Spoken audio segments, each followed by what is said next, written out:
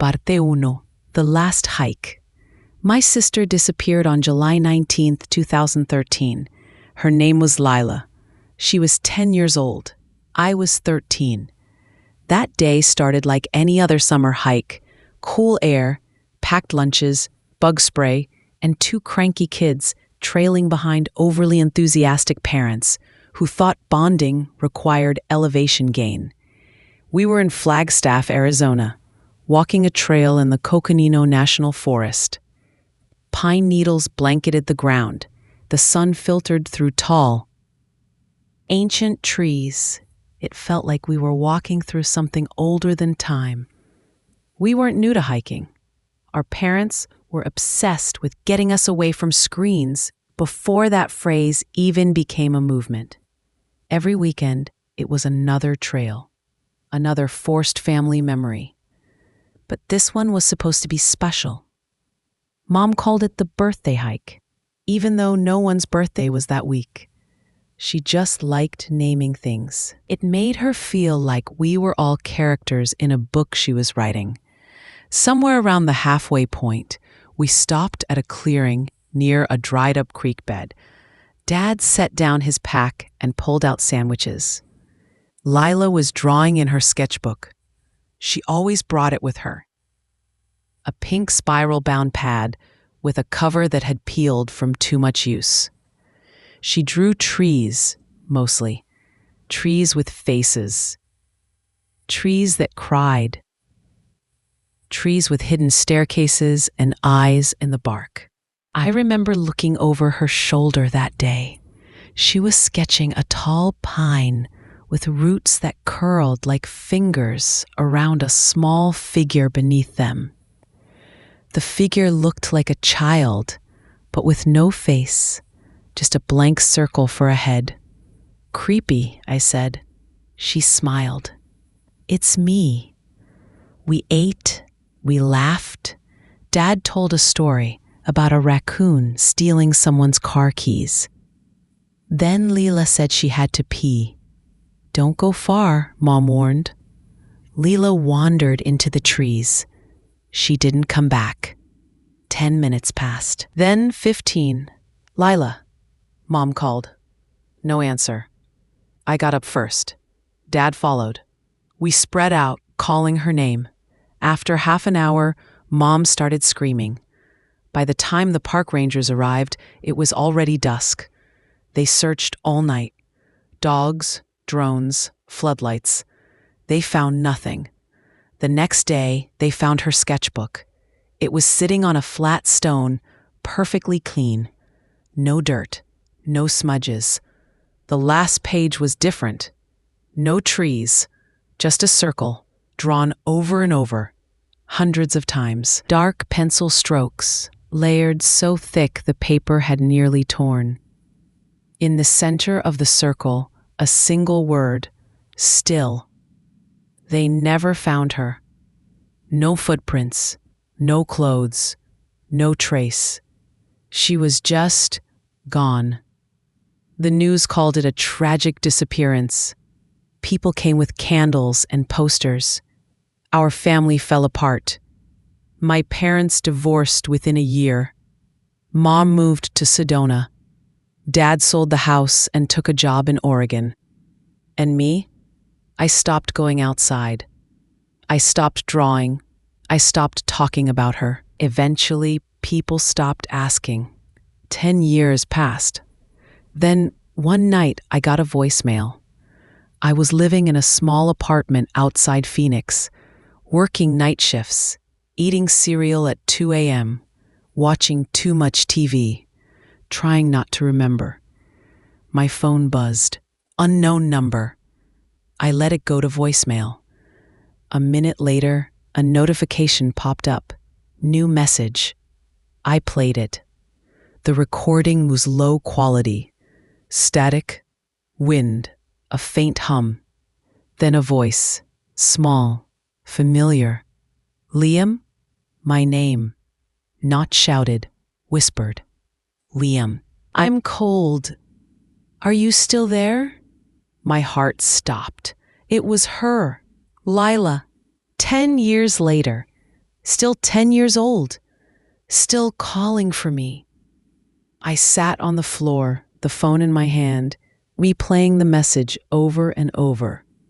Every breath, every syllable, burned into my brain. It couldn't be fake. It wasn't AI. It wasn't some prank. I would have known. That voice had lived in my dreams for a decade. That was my sister. But how?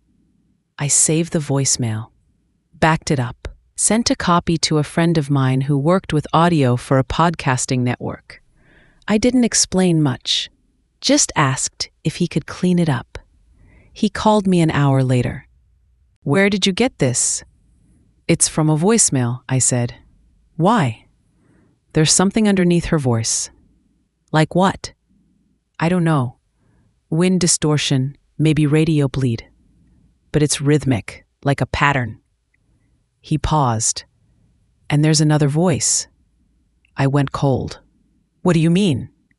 "Just before the end. Someone else says something." I opened the file, turned the volume up, played the last 5 seconds.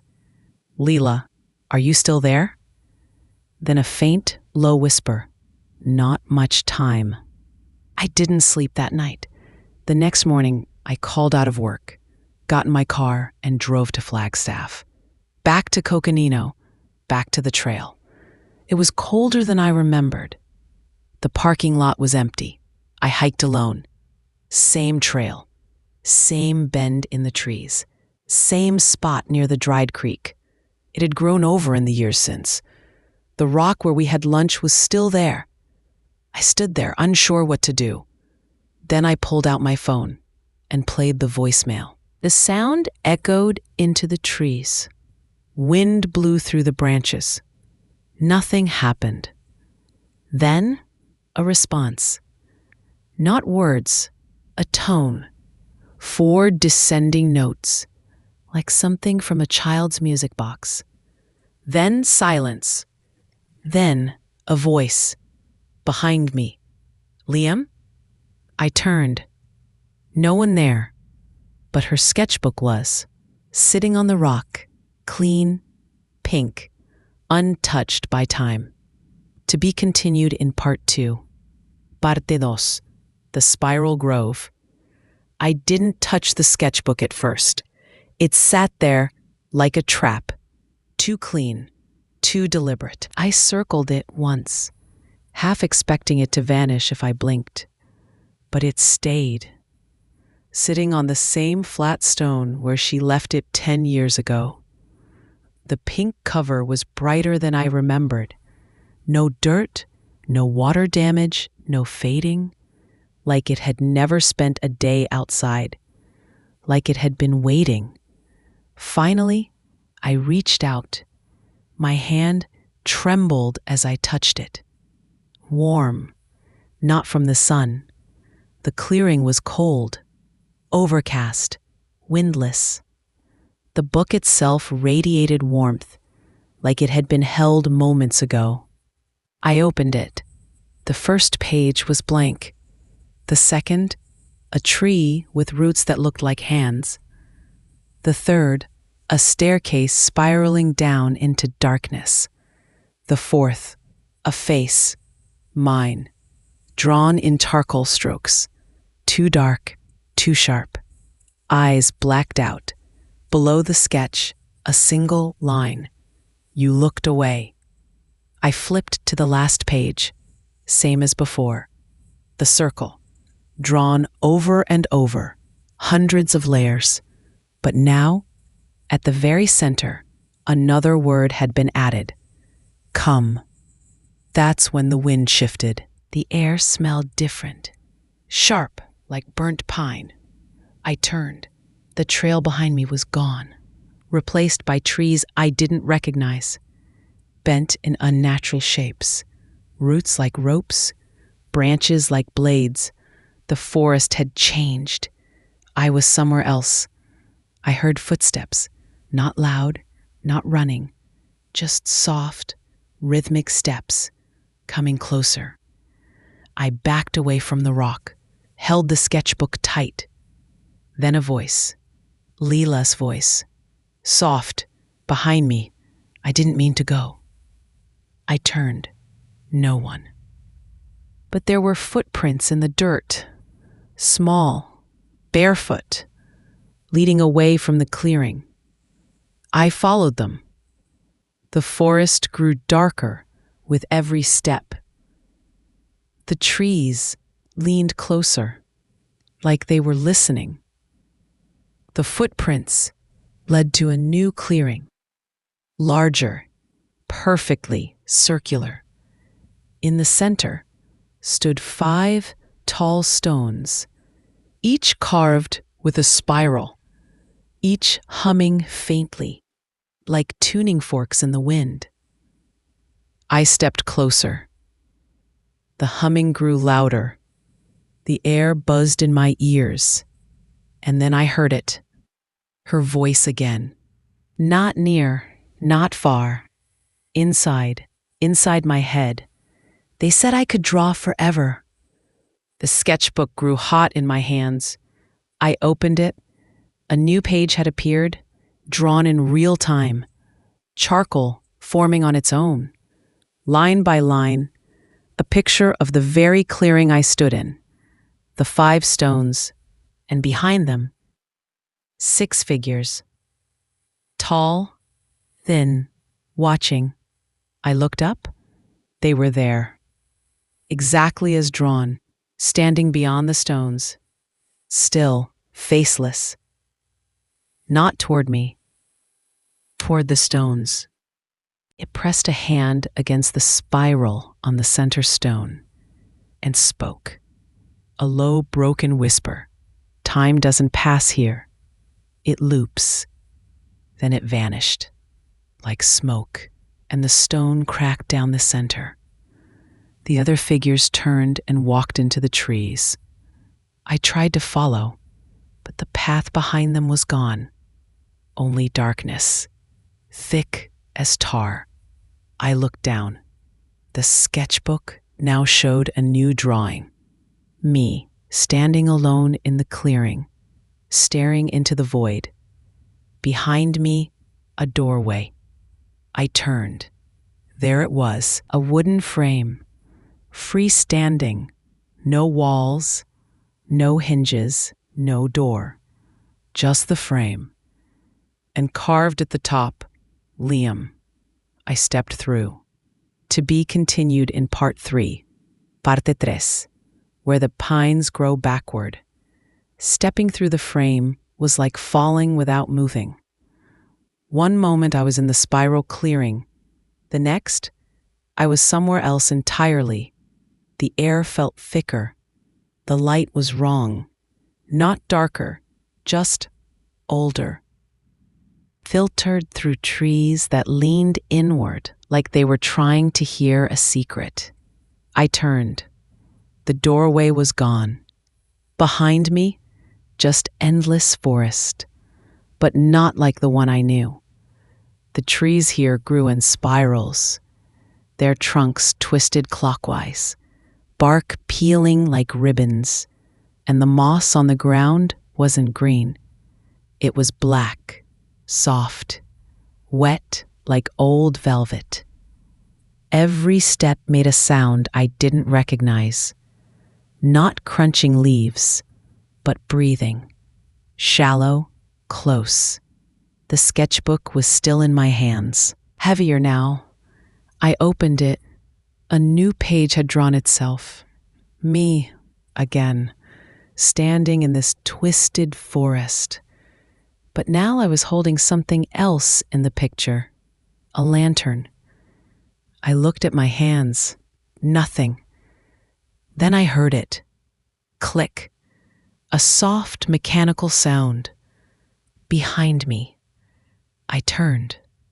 On a tree branch, an old oil lantern, flickering, lit. I took it down. It didn't burn my hand, didn't flicker in the wind. It glowed with a steady, white light that didn't belong in this world. I held it up. The forest ahead shimmered, like the trees didn't want to be seen in full. And behind them, movement.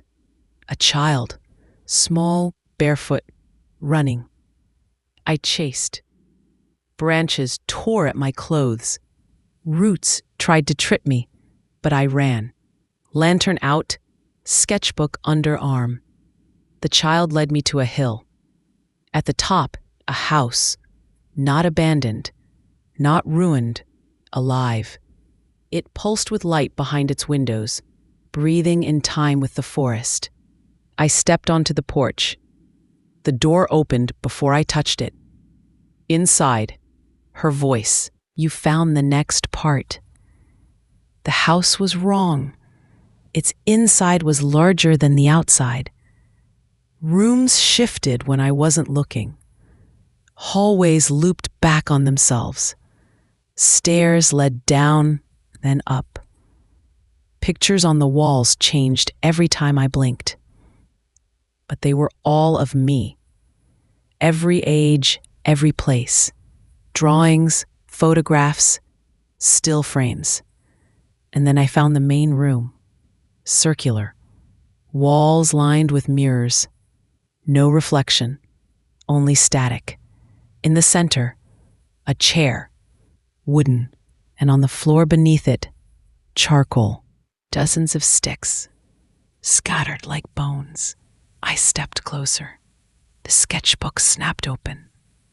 Pages turned rapidly on their own, settled on a new drawing, a mirror, with me inside, sitting in the chair, staring at myself, smiling. I backed away, a voice from the ceiling. This is where they keep the copies. Then, footsteps. I ran through hallways that shrank as I moved, rooms that screamed when I entered, doors that whispered names I hadn't heard in years. At the end of one corridor, a trap door in the floor. I pulled it open. Stairs led down into darkness. I held the lantern high. Its light fought the black. Barely. I descended. Each step echoed twice, like someone was walking just behind me, breathing in sync, mimicking, mocking. At the bottom, a room of shelves, all filled with sketchbooks, hundreds, all pink, all labeled in black marker. Lila, each one identical. I pulled one off the shelf, opened it. Same drawings, same forest, same spirals. Except the last page was different. This one showed a figure at a desk, drawing endlessly, while tall shapes watched from behind glass. At the bottom of the page, one sentence, "Don't let them name you." I turned and saw them through the glass. 6 tall figures, no faces, hands pressed against the barrier, watching, waiting. Then one raised a hand, tapped the glass once, and mouthed, "Liam." To be continued in part 4, parte 4. The whispering room. The figure mouthing my name didn't speak out loud. It didn't need to. The sound vibrated in my chest like a memory, one I didn't want but couldn't shake. Liam. 3 syllables, drawn out, warped, like my name had been fed through a broken speaker. The other figures pressed closer to the glass. Their faces remained blank, but I felt something radiating off them. Recognition, ownership. They weren't just watching me. They were waiting. Waiting for me to forget something important. The sketchbook trembled in my hands. I opened it. A new drawing had appeared. The 6 figures surrounding a 7th. Smaller. Me. They were each placing an item on me. A crown of teeth. A robe made of charcoal dust. A chain of bones. At the bottom of the page, a phrase. "They're not taking you. They're remaking you." I turned away from the glass and ran. back up the stairs, back through the shifting house. The halls had changed again. Now they sloped downward. No matter which way I turned, gravity pulled me deeper. And with every step, the walls whispered louder, my name, over and over, in Lila's voice, in my voice, in my parents' voices. Then other voices, ones I didn't know, hundreds, thousands, all saying, still drawing, still watching, still looping. The floor disappeared. I fell, hard, landed on stone. Wind rushed past me. I stood up. I was back outside, but not in the forest. I stood on the edge of a cliff. Below, a sea of spirals, massive carvings into the ground, each one glowing faintly, like scars in the earth. In the center, a tower, made of roots and stone, growing upward like it wanted to pierce the sky. At the top, a window, and behind it, a figure, small, child-sized, hair in 2 braids. Lila. She looked at me, then turned and vanished. I didn't hesitate. I climbed. The tower was taller than it looked. The walls were slick, alive. They pulsed beneath my hands like something breathing just under the bark. Voices followed me up, echoing in reverse, screaming in languages I didn't know, but somehow understood. Each one was a memory, a loop, a life that had already played out and failed. I reached the window, pulled myself through. Inside, a circular room, walls covered in charcoal drawings, each one of Lila, a different Lila, smiling, crying, screaming, watching. At the center of the room, a chair facing a mirror. In it, not me, but the version of me I had seen before.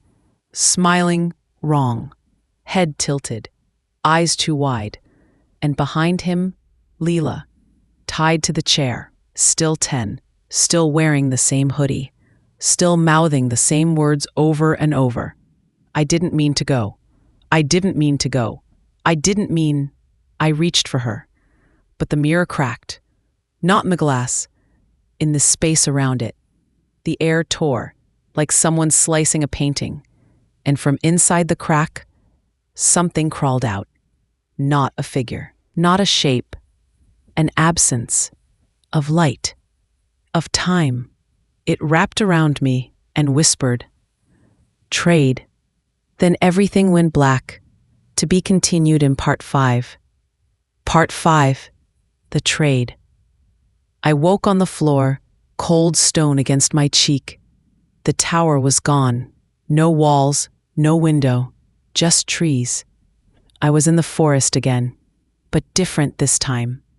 Darker, denser, no birdsong, no breeze, only breathing, not mine, something nearby, watching, waiting. I sat up. The sketchbook was still with me. I opened it. New page. A drawing of the tower, split in half, one side burning, the other side frozen, and in the middle, 2 figures, me and Lila, each with a hand on the mirror, each fading. I stood. Every direction looked the same. I chose one at random and walked. Hours passed, or maybe minutes. Time was useless here. The sun never rose, never set. The light stayed gray-blue, like dawn trapped in amber. Then I saw it, another spiral in the ground, larger than before, dozens of feet across, carved into the soil, glowing faintly, and in the center, a stone altar. On it, another sketchbook. This one black, leather-bound, no name. I stepped closer, opened it. Inside, only one page. A single sentence. To bring her back, you must stay. Below it, 2 checkboxes. I stay, she returns. Nothing else. My hands shook. I looked up. A figure stood across the spiral. Tall, thin, faceless. It raised a hand, pointed to the book, then to the forest behind it, where the trees began to shift. A door formed in the bark, a doorway home. Sunlight through pine needles. I could smell it. Warm wind, real wind, not this echo forest. Then Lila's voice, behind me. Don't choose. Not yet. I turned. She stood there, wearing the same hoodie, barefoot, hair messy, eyes hollow, but hers, truly hers. She looked tired, faded, like a drawing left in the rain. If you stay, they'll keep drawing you, she said. If you leave, they'll erase me. I asked her what she wanted. She didn't answer, just looked at the sketchbook, the black one, then at the spiral under our feet. It's not about choice, she said. It's about memory. They need someone to hold the story, or it vanishes. The forest whispered louder. Time to choose. The checkboxes glowed. This is different. I reached for the pen. It was already in my hand. And I did the only thing I could. I drew a third box. We leave together. The forest screamed. The trees bent inward. The spiral cracked. Light erupted from the altar. And the figures, they howled, disintegrated, unwritten, unremembered, one by one, until only silence remained. And Lila, still beside me, still holding my hand, we walked through the door together, into morning, into wind, into pine and bird song and the real world, back to the trailhead, back to the place where we'd been broken, but whole now, together. To be continued in Part 6. Parte 6, The Ones Who Forget. We didn't speak at first. Lila and I walked hand in hand down the trail, past the place she vanished, past the twisted trees that had somehow untwisted themselves, back to gravel and sunlight and signs that pointed to campsites and ranger stations. Normality. It felt fake, like a movie set, built to trick us into thinking we were home. But the birds were singing.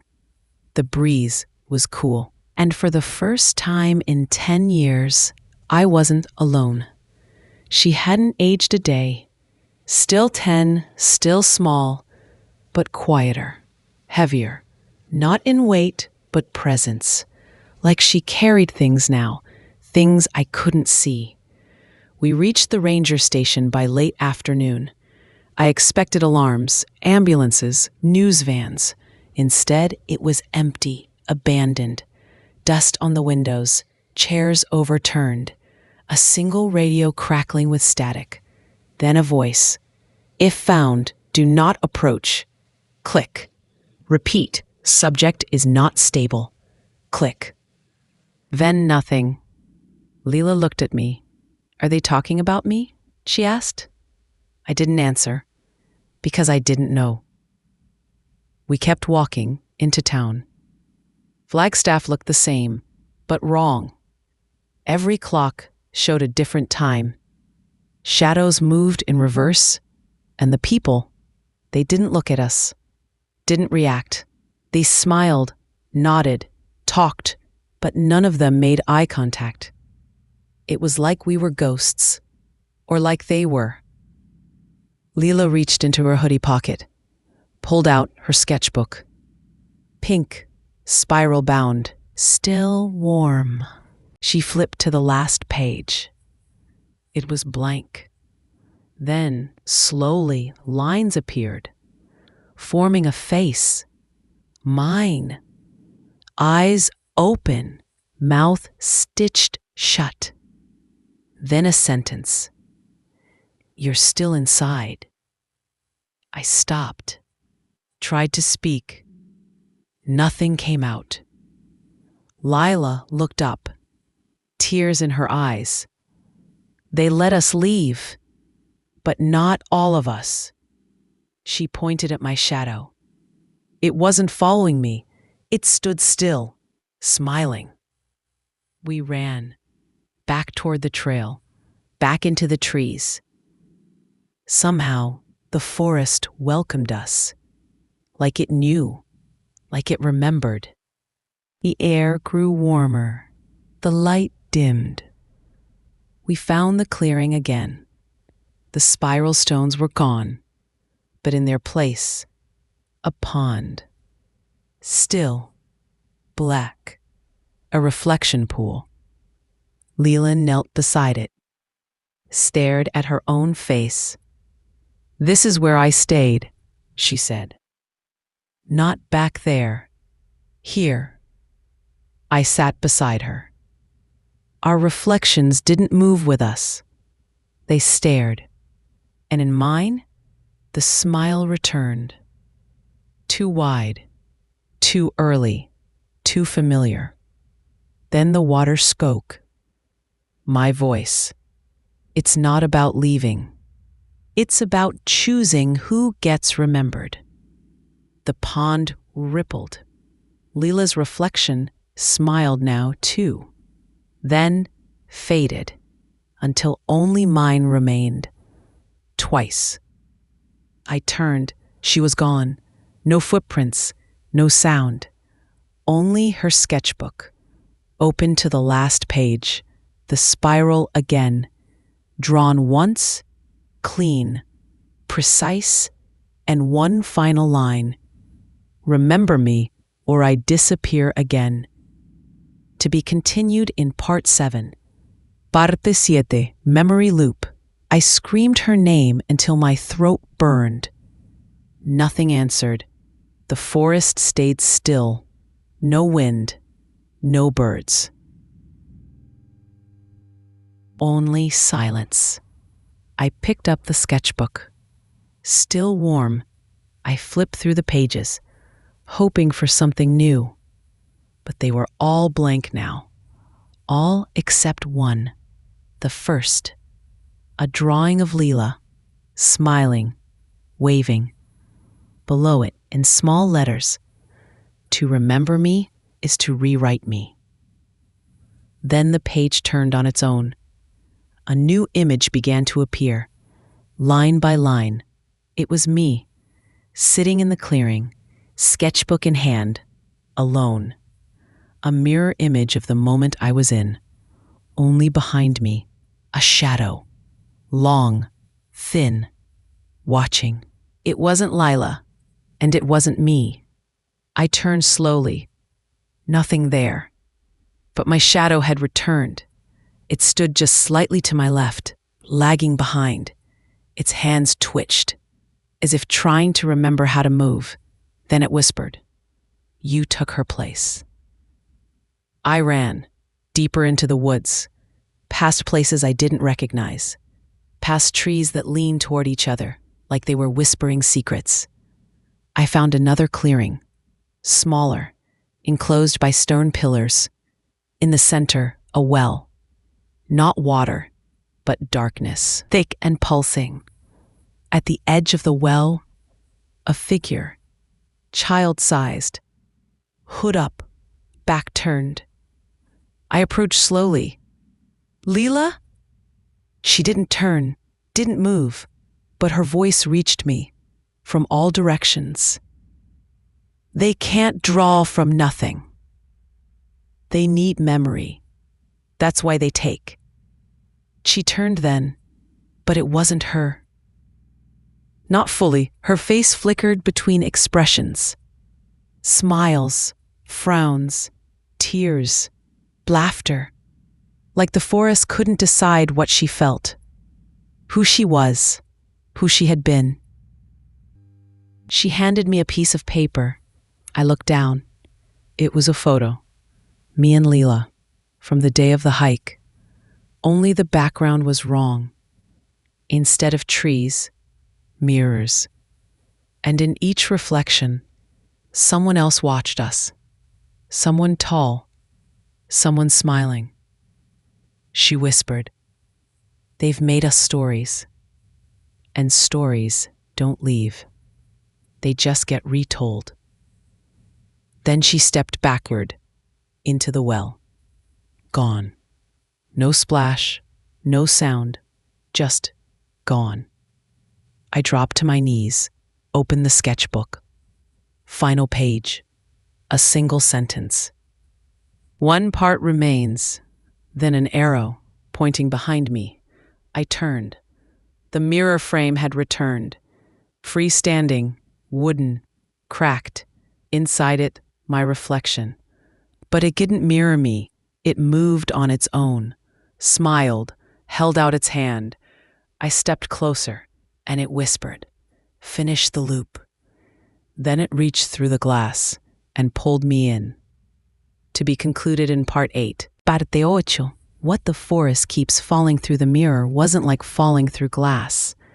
There was no crash, no pain, just weightlessness, and then pressure. Like my body was being compressed into a thought. When it ended, I was no longer in the clearing, not in the forest. Nowhere. Just black. An endless dark space filled with distant echoes. My name, Lila's name, over and over. Some whispered, some screamed, some sung like lullabies, then light, a circle of it. And in the center, a desk, a chair, a sketchbook, the same pink one. Lila sat at the desk, but she didn't look up. She was drawing fast, frantically, each page tearing off as she finished and fluttering into the void. I stepped closer. The pages floated around me. Each one showed a different version of our story. In one, I had gone missing. In another, we both had. In some, we escaped. In most, we didn't. In all, something watched from the trees. She finally looked up. Tears streaked her cheeks. "They won't let me stop. If I stop drawing, they erase you." I knelt beside her, took her hand. "You don't have to draw anymore. I remember now." She shook her head. "You'll forget. You always forget. They make sure of it." She turned the sketchbook toward me. The current page was blank. Then slowly it filled with a new image. Me, alone in a hospital room. Older, tired, staring at a TV screen playing static. No Lila, no forest, just silence. At the bottom of the page, "This is what forgetting looks like." I took the pencil from her, wrote 3 words. "I won't forget." The void trembled. Pages fluttered faster. A wind screamed from nowhere. The echoes stopped. Then one final voice. Not hers, not mine, the forest itself. "If you remember her, you stay. If you leave, you forget." I closed the book, held it tight, stood. Lila looked up at me, eyes wide, hopeful. "Will it hurt?" I shook my head, lied. "Not this time." I turned. A door had appeared behind us. Simple, wooden, no carvings, just a handle. I opened it, took her hand. We stepped through. I woke up in a hospital bed, machines humming, lights buzzing. A nurse smiled and said, "Welcome back." I asked how long I'd been out. She said 3 days. I asked if anyone had come to see me. She shook her head. I asked if anyone named Lila was there. She looked confused. "No one by that name is listed." I looked to the side table. A book sat there. Pink, spiral bound. No name. I opened it. Every page was blank, except the last one. A drawing of a boy and a girl, walking into the trees, holding hands. No faces, just shadows. At the bottom, one line. If you're reading this, remember us. And I do. Even now. Even when the mirror smiles too early. Even when my shadow lags behind. I remember. And that's how I know I'm still inside.